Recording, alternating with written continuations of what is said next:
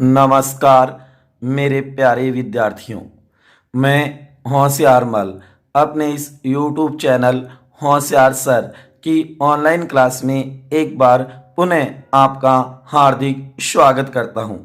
प्यारे विद्यार्थियों, हमारा टॉपिक चल रहा था पुनर्जागरण एवं सामाजिक सुधार, सामाजिक धार्मिक सुधार आंदोलन की हम बात कर रहे थे मेरे प्यारे विद्यार्थियों, जो कि हमने 3 समाज सुधारकों के बारे में विस्तार से देखा। सर्वप्रथम राजा राममोहन राय, उसके बाद में स्वामी दयानंद सरस्वती और उसके बाद में हमने बात की थी स्वामी विवेकानंद की।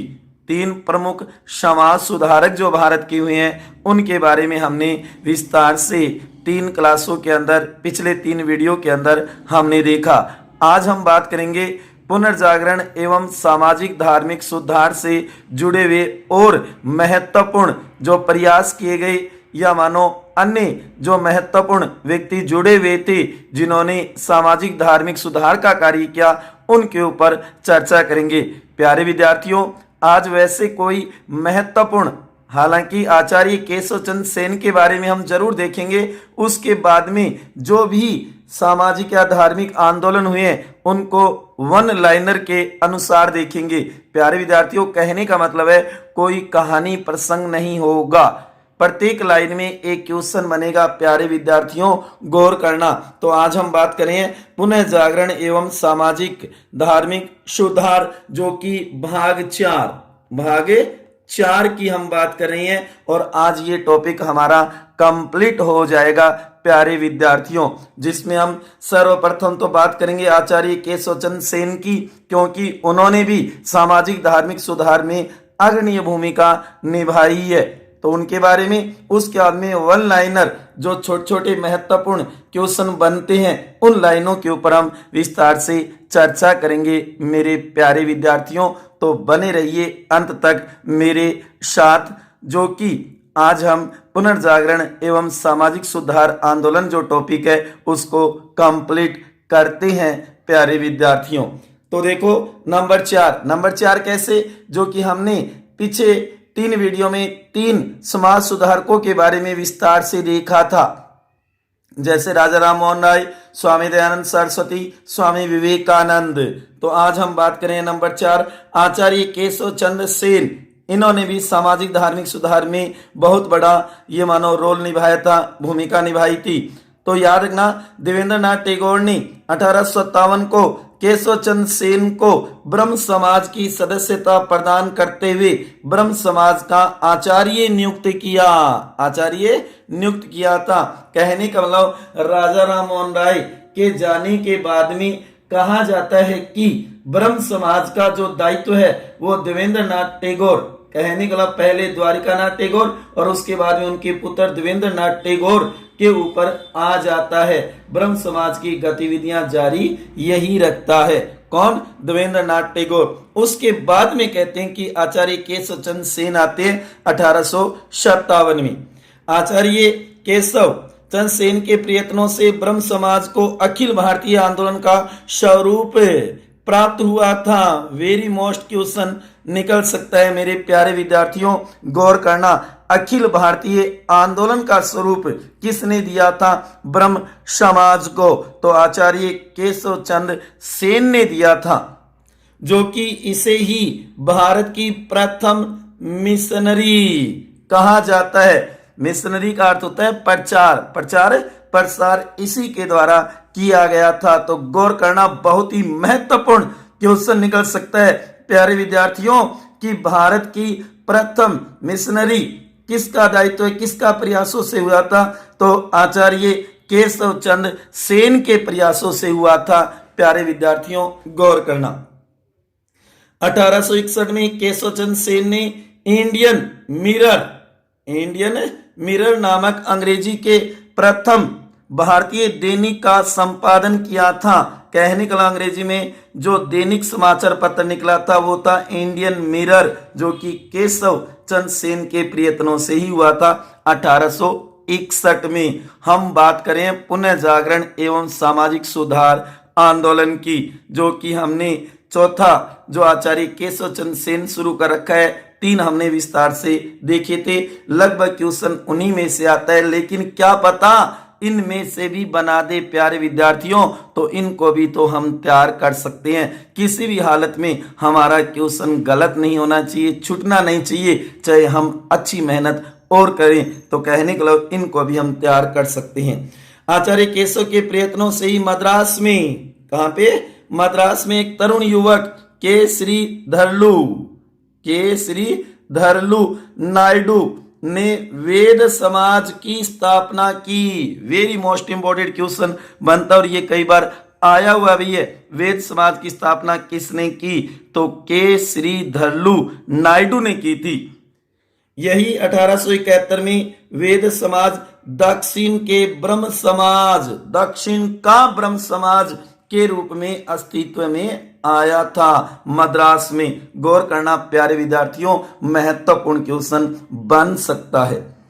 आचार्य केशवचंद्र सेन के नेतृत्व वाले गुट ने अपने को भारतवर्षीय ब्रह्म समाज का नाम दिया था 1865 में। गौर करना प्यारे विद्यार्थियों, कहा जाता है कि 1865 में ब्रह्म समाज में पहला विभाजन हुआ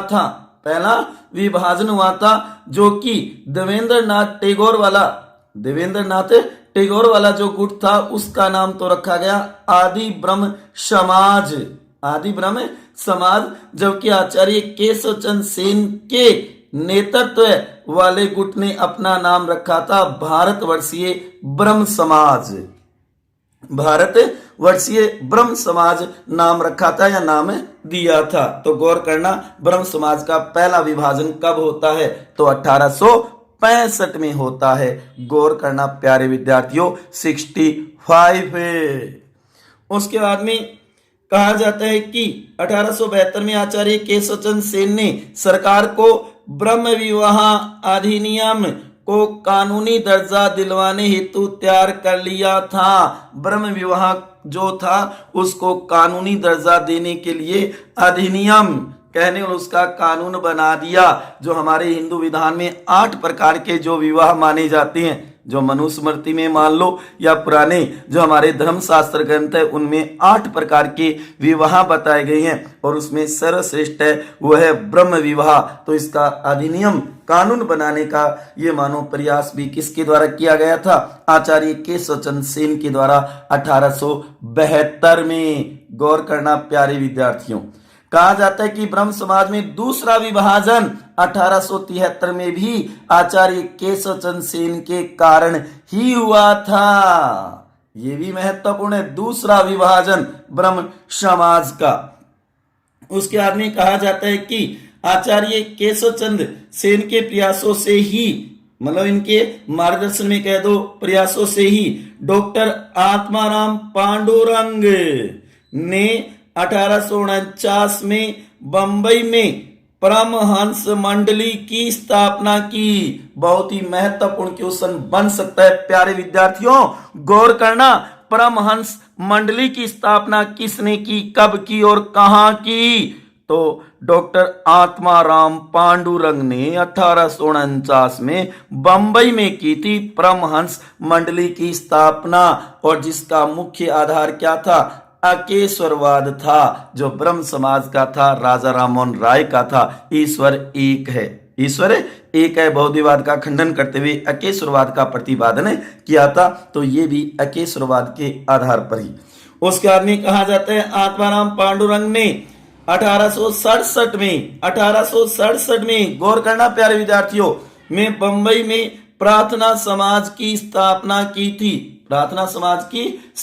की थी। कहा जाता है कि आचार्य केशवचंद्र की महाराष्ट्र यात्रा से प्रभावित होकर महादेव गोविंद रानाडे और डॉक्टर आत्माराम पांडुरंग ने 1867 में बंबई में प्रार्थना समाज की स्थापना की थी। जी.आर. भंडारकर भी इस समाज के अग्रणी नेता थे। कहने का लव वो भी इनके साथ में शामिल थे, लेकिन नाम किसका आता है? आत्माराम पांडुरंग का आता है। प्यारे विद्यार्थियों, गौर करना महत्वपूर्ण। आज प्रत्येक लाइन ये मानो क्वेश्चन बना रही है, आप बोर हो रहे होंगे, लेकिन अति महत्वपूर्ण है, क्योंकि आज केवल 1 लाइनर ही क्वेश्चन बन रही हैं। गौर करना प्यारे विद्यार्थियों, वैसे नहीं कि राजा राममोहन राय की कहानी जीवन परिचय हमने पूरा देखा, स्वामी दयानंद सरस्वती का जीवन परिचय पूरा देखा, उसी प्रकार हमने स्वामी विवेकानंद का जीवन परिचय पूरा देखा, लेकिन आज तो केवल एक एक लाइनें देख रही हैं। गौर करना मेरे प्यारे विद्यार्थियों,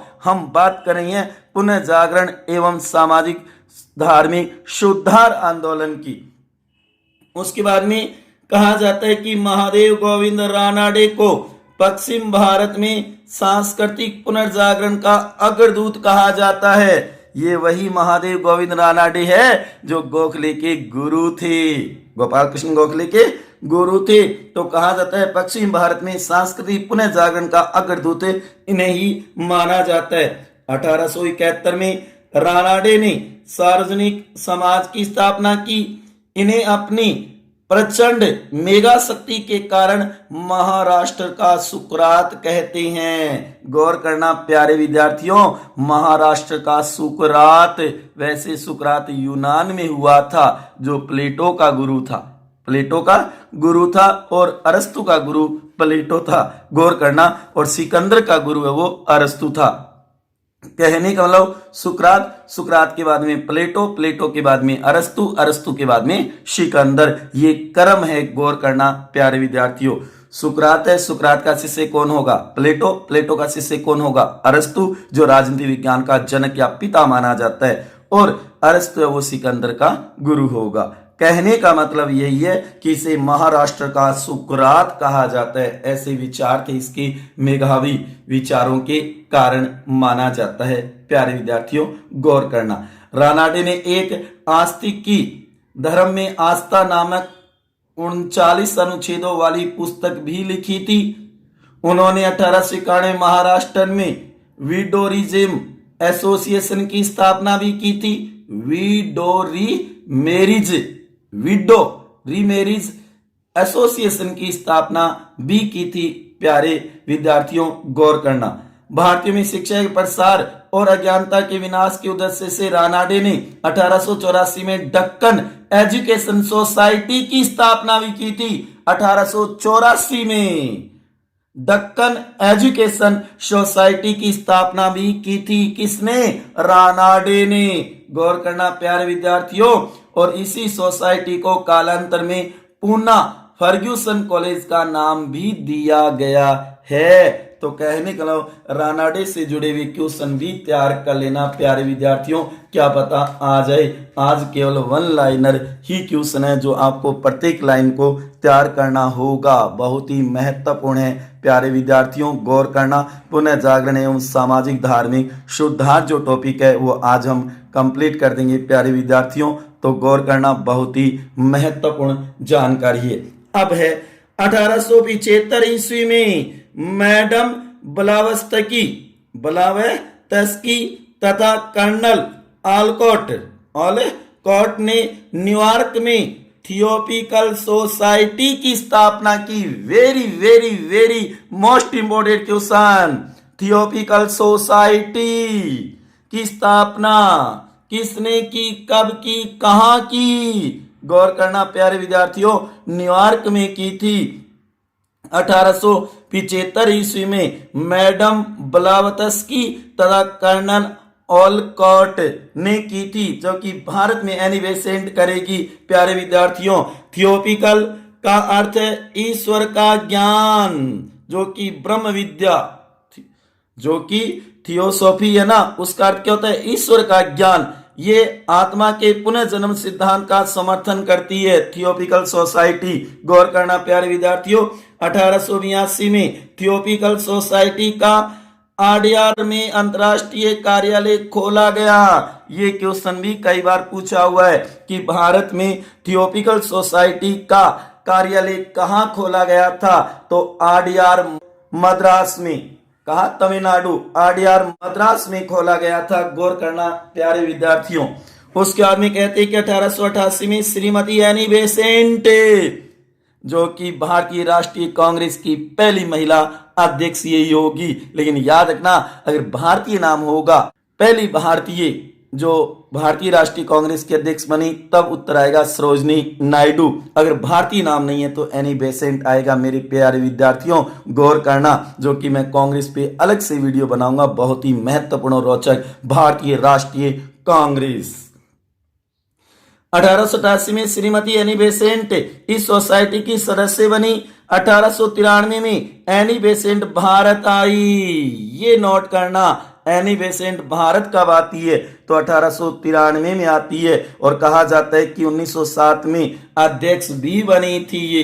1907 में कहा जाता है कि ओलकॉट की मृत्यु के बाद में एनी बेसेंट थियोसॉफिकल सोसाइटी की अध्यक्षा भी बन गई थी। तो भारत में इसकी स्थापना 1893 में मानी जाएगी। प्यारे विद्यार्थियों, अब गौर करो, एक बहुत ही बढ़िया क्वेश्चन जो सबसे ज्यादा पूछा जाता है कंपटीशनों में। हमारे सामने 4 प्रमुख सामाजिक धार्मिक सुधार आंदोलन से जुड़ी हुई ये मानो संस्थाएं, जिसमें ब्रह्म समाज, आर्य समाज, थियोसॉफिकल सोसाइटी और रामकृष्ण मिशन, ये याद रखना प्यारे विद्यार्थियों, यही क्रम रहेगा। ब्रह्म समाज कब होगा? 1828। आर्य समाज की स्थापना कब होगी? 1875। और भारत में थियोसॉफिकल सोसाइटी स्थापना 1893 और रामकृष्ण मिशन की स्थापना 1897। ये क्रम तो याद रखना ही है चारों का। मेरे प्यारे विद्यार्थियों, गौर करना, चारों ही महत्वपूर्ण है। वैसे अलग भी पूछी जा सकती है,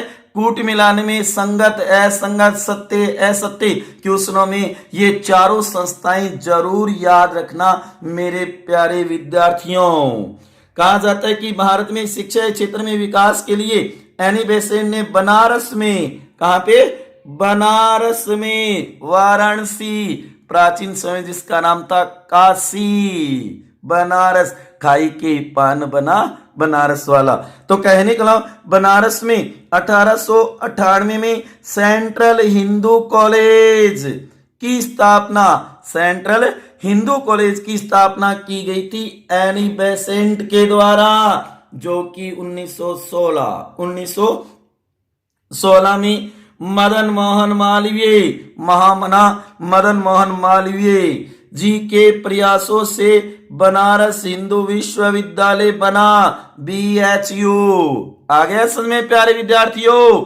बनारस हिंदू विश्वविद्यालय स्थापना किसने की? मदन मोहन मालवीय ने की थी 1916 में। बहुत ही महत्वपूर्ण है हमारा जो भारत का विश्वविद्यालय, बनारस हिंदू विश्वविद्यालय, BHU के नाम से जिसे जाना जाता है। प्यारे विद्यार्थियों, गौर करना, तो थियोसॉफिकल सोसाइटी से जुड़ा हुआ क्वेश्चन आ सकता है, तो इस पे जरूर ध्यान देना मेरे प्यारे विद्यार्थियों कि थियोसॉफिकल सोसाइटी की न्यूयॉर्क में स्थापना कौन करता है? Annie Besant. इसमें कब आती है? भारत कब आती है? अध्यक्ष कब बनती है? भारत में इसका अंतर्राष्ट्रीय जो कार्यालय या मुख्यालय कहाँ खोला गया था, कब खोला गया था? ऐसे क्वेश्चन पूछे जा सकते हैं मेरे प्यारे विद्यार्थियों।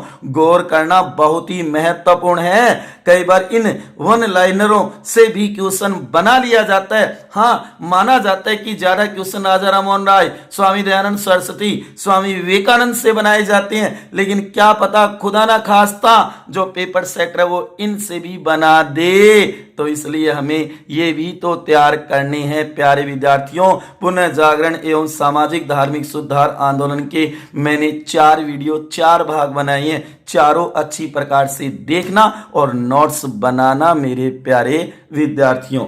उसके बाद देखो अन्य भी कई आंदोलन हुए थे, जैसे कि बंगाल में यंग बंगाल आंदोलन की शुरुआत हेनरी विवियन डेरिजियो द्वारा की गई थी। तो ये नाम जरूर याद रख लेना मेरे प्यारे विद्यार्थियों, हेनरी विवियन डेरिजियो द्वारा की गई थी। कहा जाता है कि इनका जन्म 1809 में हुआ था, जबकि 1826 में कलकत्ता में एक घड़ी विक्रेता के रूप में आए थे। कलकत्ता के हिंदू कॉलेज में डेरेजियो ने इतिहास के शिक्षक के रूप में कार्य भी किया था और इन्हीं के द्वारा ये आंदोलन चलाया गया था। गौर करना प्यारे विद्यार्थियों, जो कि डेरेजियो ने एंग्लो इंडियन हिंदू एसोसिएशन, बंग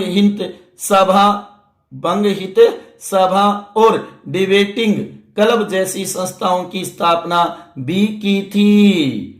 डेरेजियो ने हेरपियरस, कलकत्ता साप्ताहिक गजट, ईस्ट इंडिया व इंडिया गजट जैसे पत्रिकाओं के संपादन से भी जुड़े रहे थे। कहने का मतलब आपको ये नाम जरूर याद रखना है। जो बंगाल में यंग बंगाल आंदोलन की शुरुआत की जाती है, जबकि सुरेंद्रनाथ बनर्जी ने इनके बारे में कहा था कि बंगाल में आधुनिक सभ्यता का अग्रदूत हमारी जाति के पिता माना इसको।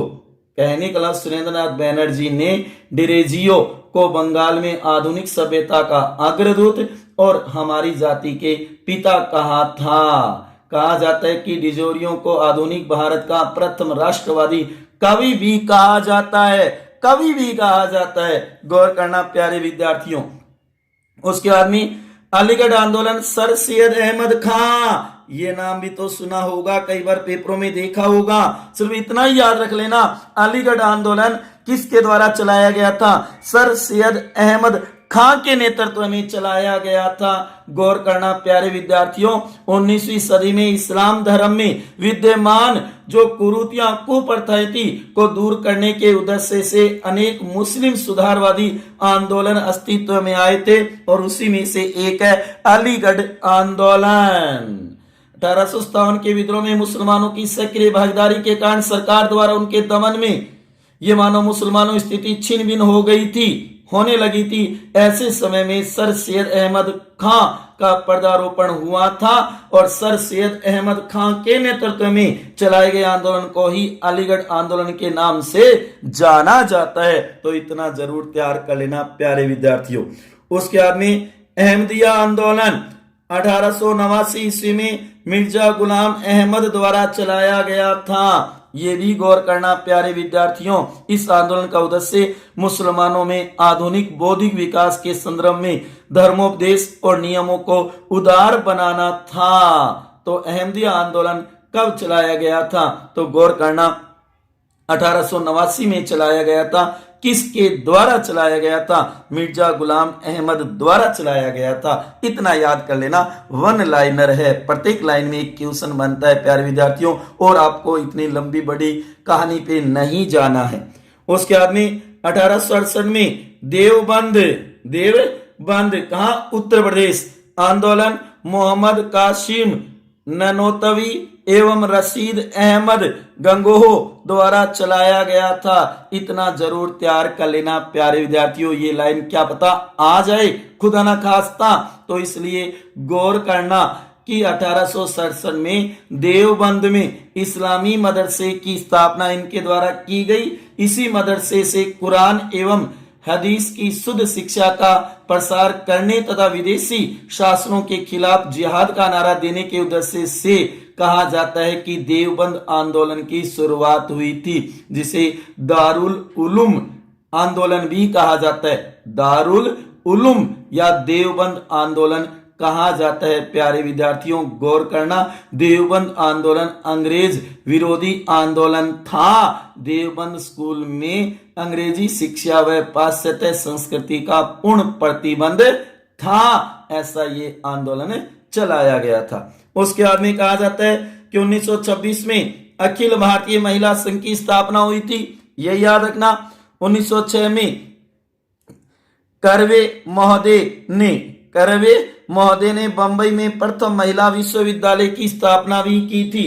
प्रथम विश्वविद्यालय की स्थापना भी की थी। ऐसा माना जाता है, कहा जाता है कि विधवा पुनर्विवाह की स्थिति में सुधार लाने के लिए ईश्वर चंद्र विद्यासागर ने भी प्रयास किया था। गौर करना प्यारे विद्यार्थियों, बहुत ही महत्वपूर्ण है, क्योंकि कहा जाता है ना कि 1930 में एज ऑफ कैसेट एक्ट 1891 को संशोधित कर शारदा एक्ट नाम दिया गया, जिसके अंतर्गत विवाह की आयु को 14 वर्ष लड़की और 18 वर्ष लड़के की आयु निर्धारित की गई थी। तो ऐसे क्वेश्चन भी आ सकते हैं। सामाजिक सुधार अधिनियम भी बनाए गए थे कई, जैसे कि कहने के लोग कई ऐसे अधिनियम भी बने थे जिनके द्वारा सामाजिक धार्मिक सुधार हुआ था। जैसे हम कह सकते हैं सती प्रथा निषेध, सती प्रथा निषेध कानून कब बना था? 1829 में। गौर करना प्यारे विद्यार्थियों, महत्वपूर्ण है। गवर्नर जनरल कौन था? लॉर्ड विलियम बेंटिंक था। और विषय क्या था? सती प्रथा पर पूर्ण प्रतिबंध लगाना था। इसी प्रकार हम कह सकते हैं दास प्रथा पर प्रतिबंध 1843। दास प्रथा पर प्रतिबंध लगाना, क्योंकि कहा जाता है कि दास प्रथा पूर्ण प्रतिबंध अंग्रेजी सरकार ने 1833 के चार्टर एक्ट द्वारा, जब लॉर्ड विलियम बेंटिंक ही थे गवर्नर जनरल, गौर करना प्यारे विद्यार्थियों, लगा दिया गया। जबकि 1843 में समूचे भारत में दासता को अवैध घोषित कर दिया गया था। और उस समय गवर्नर जनरल थे एलन बरो। कौन थे? एलन बरो। 1833 के चार्टर अधिनियम द्वारा 1843 में दासता को प्रतिबंध कर दिया गया था। इसी प्रकार शिशुवध प्रतिबंध, जो कि 1885 से 1804 तक कानून बना था, वेलेजली ने बनाया था शिशु हत्या पर प्रतिबंध के लिए। इसी प्रकार हिंदू विधवा पुनर्विवाह 1856, जो कि लॉर्ड कैनिंग के समय विधवा विवाह की अनुमति दी गई इसके अंदर।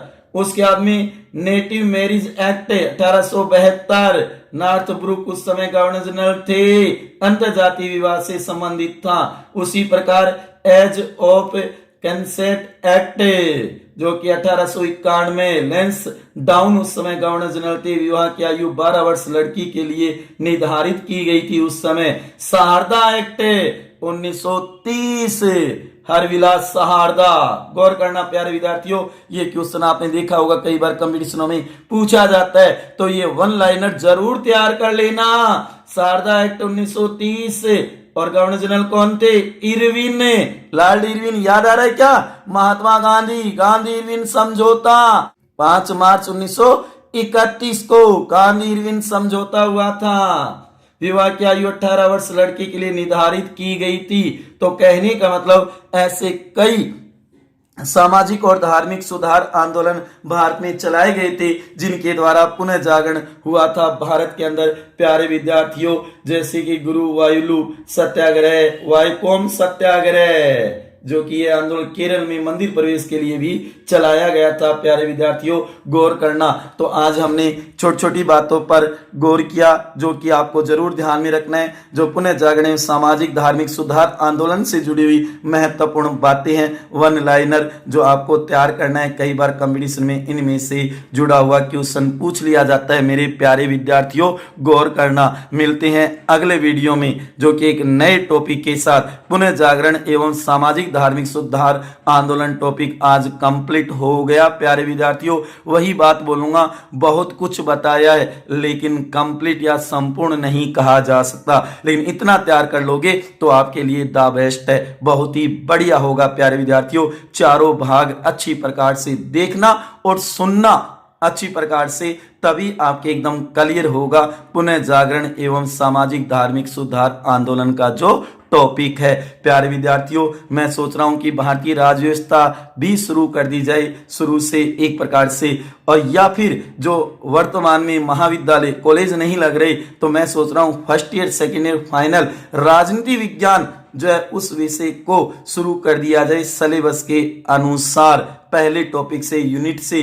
तो आपकी क्या राय है प्यारे विद्यार्थियों? कमेंट बॉक्स में जरूर बताना कि भारतीय राज्य व्यवस्था शुरू की जाए या फिर कॉलेज का सिलेबस शुरू किया जाए, फर्स्ट ईयर सेकेंड ईयर और फाइनल का। जो कि राज्य व्यवस्था कहने को भारतीय राजनीति की जो बुक है उसके अंदर, या अंतर्राष्ट्रीय राजनीति है, जो भी उन सिलेबस में बुकें लगती है उनको सिलेबस के अकॉर्डिंग, यूनिट के अकॉर्डिंग, तीनों क्लासों की अलग अलग क्लासों के द्वारा, जिससे आप नोट्स बनाओ। आप अगर कॉलेज में हो तो आप, या फिर आपके छोटे भाई बहन है, बड़े भाई बहन है जो तैयारी करे आपसे जुड़े हुए संबंधी रिश्तेदार, उनको आप पूछ सकते हो, उनको कह सकते हो कि भी कॉलेज की जो राजनीति विज्ञान फर्स्ट ईयर की, सेकंड ईयर की, फाइनल की, तो उसकी अगर तैयारी की जाए तो कैसी रहेगी प्यारे विद्यार्थियों। क्योंकि देखा जा रहा है कि हमारे जो वीडियो बहुत कम देखे जा रहे हैं, या तो आप शेयर नहीं करते या आप भी बीच में मिस कर देते हो, कभी नहीं देखते हो। तो मेरा आपसे निवेदन है कि वीडियो अंत तक पूरा देखा करो। जब आप वीडियो ज्यादा से ज्यादा देखोगे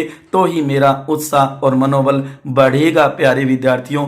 गौर करना। तो कमेंट बॉक्स में जरूर बताना अपनी राय प्यारे विद्यार्थियों, इसी के साथ विदा लेता हूं। मिलेंगे अगले वीडियो में, तब तक खुश रहना, हंसते रहना, मुस्कुराते रहना, प्रेम से मस्त रहना मेरे प्यारे विद्यार्थियों।